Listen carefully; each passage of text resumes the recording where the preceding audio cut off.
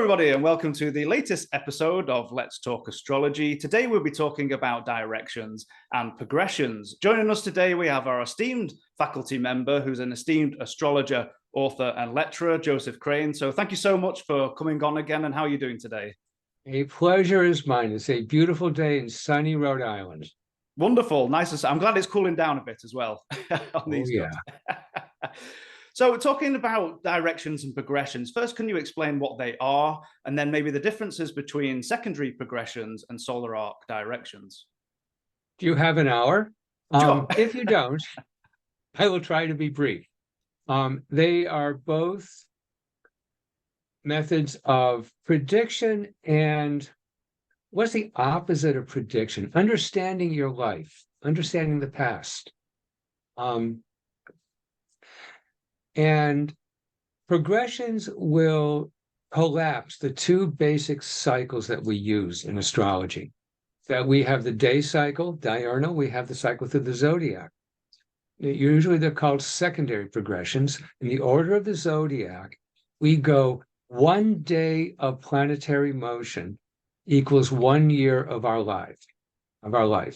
So that if I'm 68 years and 9 months old, my progressions will be 68 days and 18 months. And so what happens in progressions is that you get a lot of action from the moon, especially from Mercury, Venus. The sun will move 1 degree a year by progression because it moves 1 degree a day. So it can be easy to eyeball. And so I look for progress to progressed, although many astrologers do progress to natal positions. Mm-hmm. And I look especially for changes of sign. I look for aspects becoming exact, and I look for changes of direction. So if I have a Mercury that's very fast, almost conjunct the sun, when does it go retrograde in my life? And so and that's for myself as well, because only 2 years ago, my progressed Mercury finally went direct after 20 years. Just say how long these periods can take. Time to learn new things. Absolutely. As opposed to trying to figure out the old things that we never figured out in the first place. Now, directions are different. There are primary directions and secondary and solar arc directions. Primary directions basically will move the chart according to a certain number of a given day. So how many degrees off the midheaven at a certain amount of time after one's born. So it can be a very precise kind of thing. Solar arc directions move everything the same length, the same arc as the progressing sun. So if at the age of 60, my progressed sun went from natally, it's 0 Capricorn, it went to 0 Pisces, everything's going to move 60 degrees. And so with solar arc directions, you look specifically at the directed planets and their relationship to the natal planets. And so it's used more for specific event predictions, whereas secondary progressions, progress to progress, more about, well, Bainbridge, you talked about phase changes. And I kind of like that. I mean, what happens to me when my sun in Capricorn goes into Aquarius at the age of 30? Nothing, I don't like, I'm not abducted by aliens or anything like that. But, something changes. Was that a significant time for you? Because one of the focuses is certainly the sun change in sign. So was that maybe a pivotal time for you? How did that come about? Oh, goodness. That was around the time of my Saturn return. I quit a very easy job working for the state of Massachusetts, where I had nice benefits, not a great income.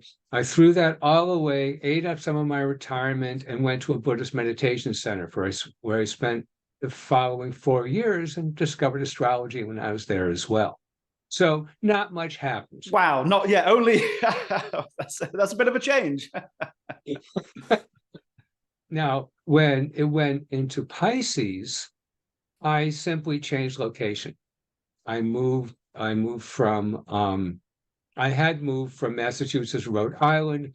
I was starting a Buddhist community there. I was about a year away from a divorce. Things changed at that time. Sun goes into Pisces, my life became much more uncertain. Wonderful. And I believe you've got a couple of examples you'd like to share with us. Well, what I wanted to do, what I'm going to do in the Kepler class that's starting, is we start with a natal chart. So let me just share screen. And a basic skill for progressions is you look at a natal chart and you sort of figure out, using planetary motion, when something might happen and how to correlate it with events in your life or circumstances changing in your lives. So here's my sun at 0 Capricorn.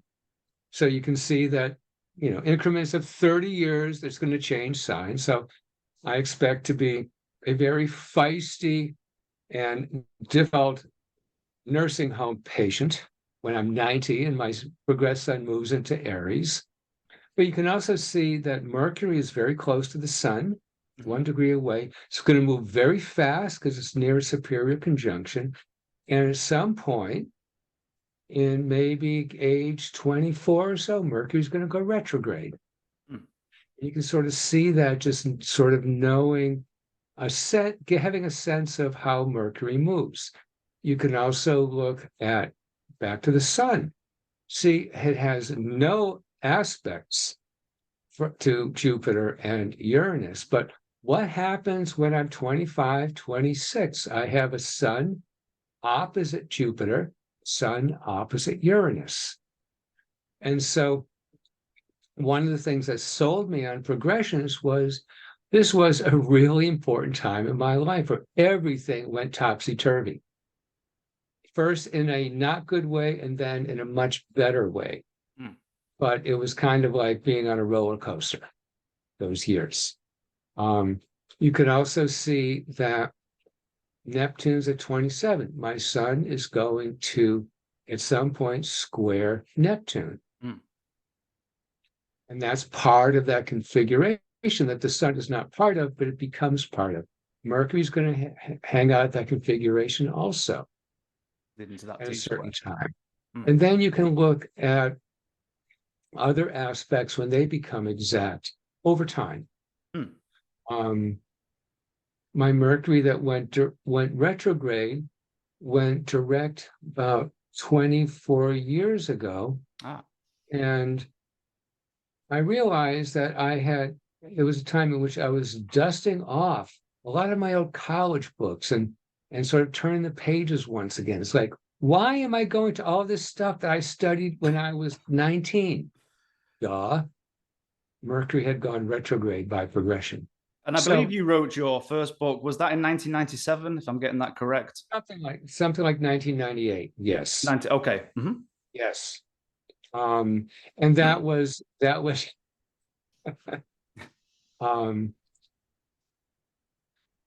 after Mercury had been direct for a while. So you've got it in the 3rd, rule in the 9th. Yeah. Yes, exactly. And solar arc is different. And so what I did is I have a bi-wheel just to show you, here's my progress chart when I discovered astrology, or astrology discovered me. About 1986, early in the year, you can see that my sun had been in Aquarius for a couple of years, 2.5 years about. I was about to have a progressed full new moon, which often means that something can start sort of randomly or intuitively. You don't sort of know what comes of it, and then it gathers shape over time, like just how important is the progressed moon cycles in your experience? I use it a lot in my work. I find it. I don't use Dane Rudhyar's 8-fold phase things, but I do look at the conjunctions and the squares very strongly. and sort of along the same lines as a basic cycle, like the cycle of the zodiac. So what you also see when I discovered astrology is not only the new moon happening, but notice there was a Mercury-Saturn square that had become exact. And one of the interesting things is at that time, when I started reading about astrology, I discovered that, oh, intelligent people do this stuff. And I found that it was sort of an eye opener, and I wanted to study and get to know it really well. And fortunately for me, I had all these people living at the meditation center, and I did like everybody's chart within a year or so. I love that exalted Jupiter-Uranus connection in the ninth up there. You got the moon touching it as well. Yes, so you got really the fascinating. moon there as well. That's right. So this is how we can also progress the ascendant and the midheaven, and there are different ways of doing that. I would talk about that in the course. Basically, you're looking at I'm in the northern hemisphere. I was born in Boston, and so I have Libra rising, which is a sign of long ascension. So it takes a while for these signs to sort of move for me. But the ascendant went into Scorpio finally about 3 years previously, about the same time as my moon moved into Aquarius. So a lot of fixity starting to happen. And how is that shift for we both share? I'm a Libra rising as well, 14 degrees, and I've been in progressed Scorpio for quite a while now. So yes, in an internal change or a psychological change, how did that experience do for you? Do you think? Well, it's not that I became more intense moving from Libra to Scorpio, but I became very focused. Do you take that condition of the ruling planet as well, Mars, or how does that figure in? Yes, Mars had gone into Aries at that time. It had been in Pisces natally. And so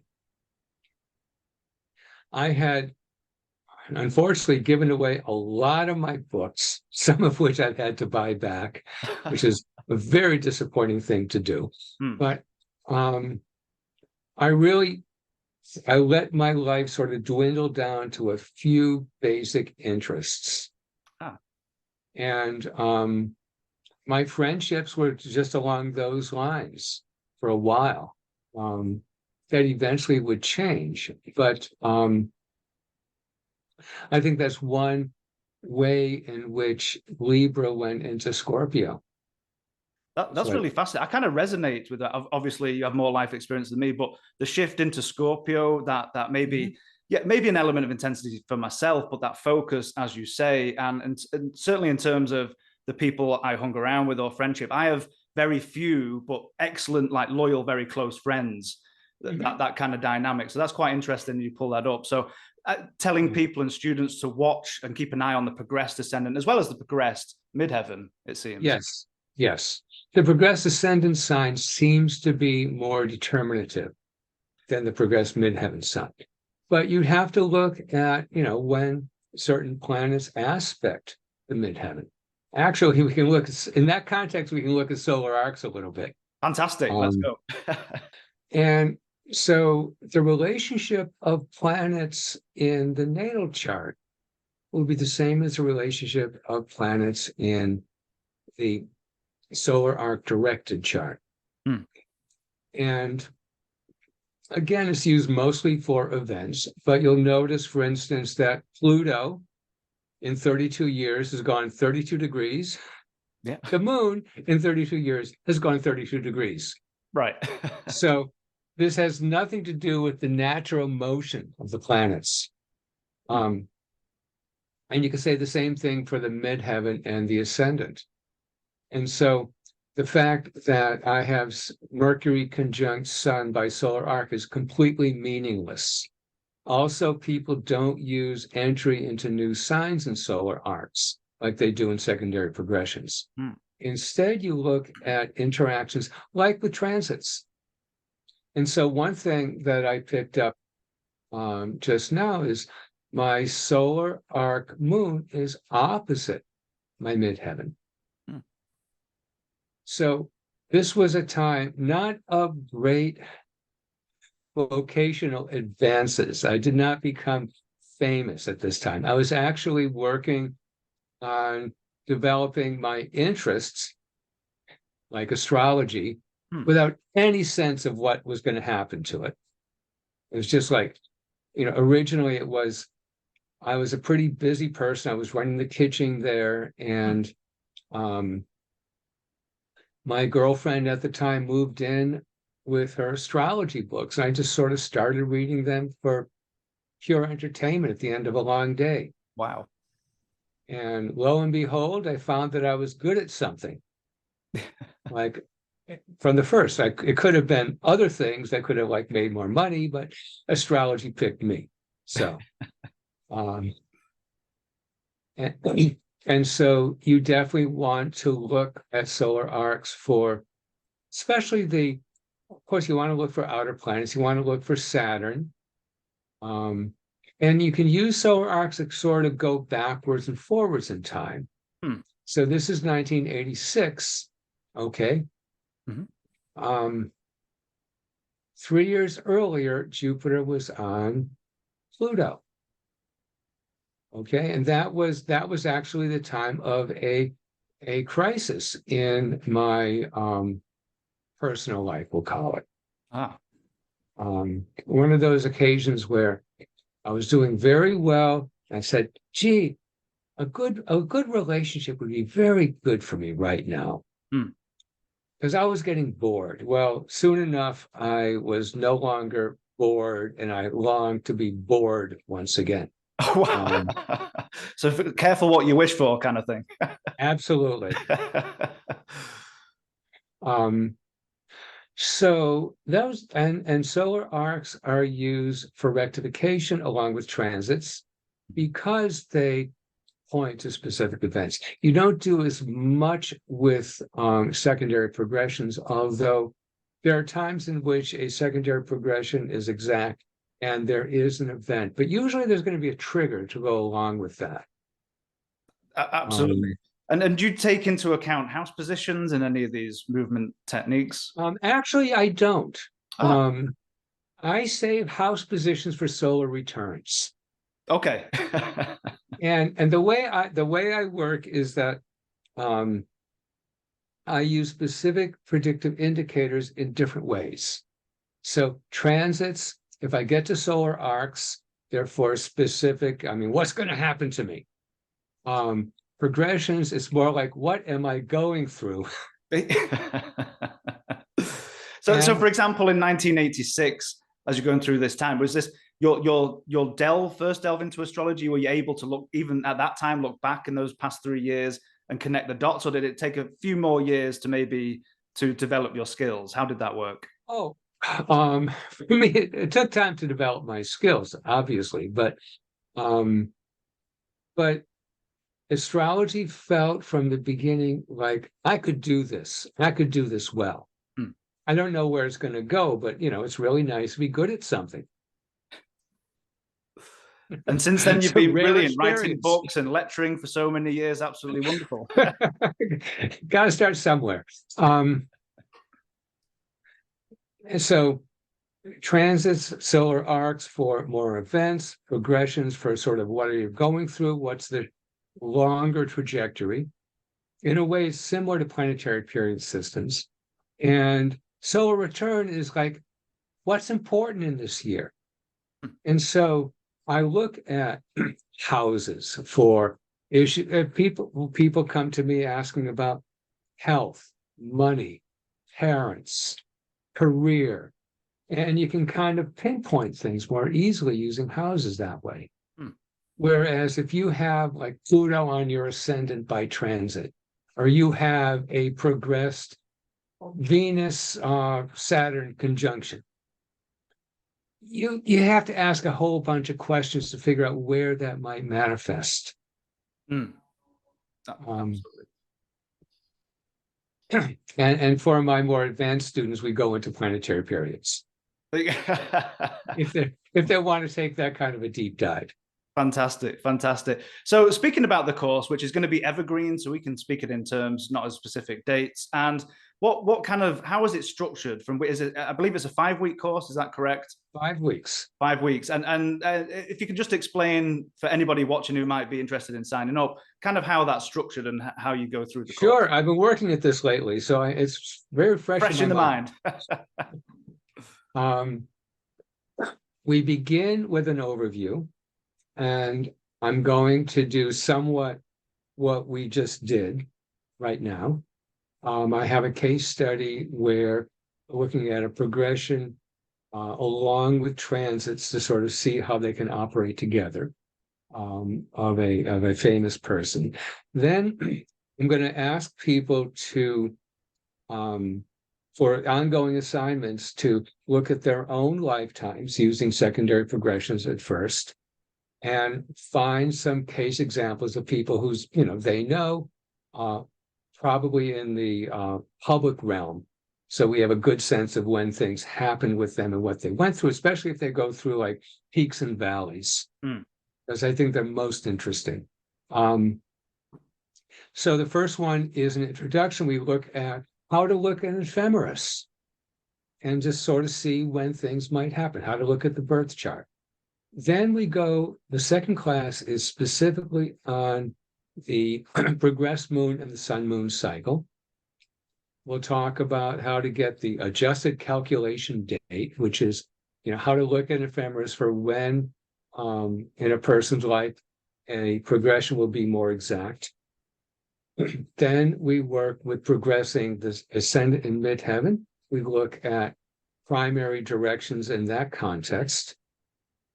Then it's solar arcs and different kinds of progressions according to progressed and natal.